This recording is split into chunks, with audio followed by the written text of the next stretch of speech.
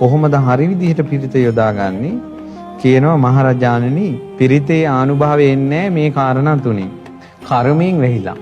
කර්ම බලවේගයක් ඇවිල්ලා එයා විඳවනවා පිරිතේ ආරක්ෂාව ඉන්නේ නැහැ.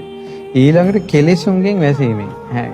කියන්නේ පිරිත් පාවිච්චි කරන වෙලාවේ රාගයෙන්, ද්වේෂයෙන්, මෝහයෙන්, නිදිමතෙන්, ඊර්ෂ්‍යාවෙන්, කුහකමින් වැහිලා පිරිත් කියනවා. එහෙම එන්නේ නැහැ. ඊට පස්සේ තියෙනවා විශ්වාසය නැතිකමෙන්. විශ්වාසය හරියට තිබ්බේ නැත්නම් ඒ පිරිතේ අනුභවය එන්නේ නැහැ. විශ්වාසයේ මේ කියනවා පිරිතෙන් ආරක්ෂා වෙන්න නම් තියෙන්න ඕන කියනවා. කර්මයෙන් වැහිලා නැති වෙන්න ඕන, කෙලෙසුන්ගෙන් වැහිලා නැති වෙන්න ඕන. ඒ කියන්නේ නීවරණ අඩු වෙන්න ඕන. ඊළඟට විශ්වාස තියෙන්න ඕන. ඊට පස්සේ ආන්න එහෙම වුණොත් නම් පුළුවන් කියනවා.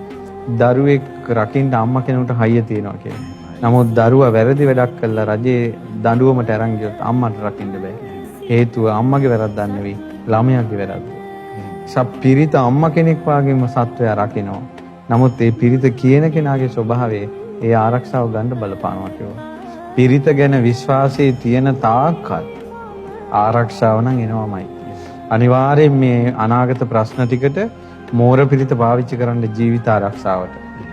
ඊළඟට එන බලවේග මැඩ පවත්තන්න රතන සූත්‍රයේ සත්‍යක්‍රියාව අඟුලිමාල පිරිත පාවිච්චි කරන්න නිතර දරුවන්ට පුරුදු කරන්න දවසට එක පිරිතක් හරි කියන්න.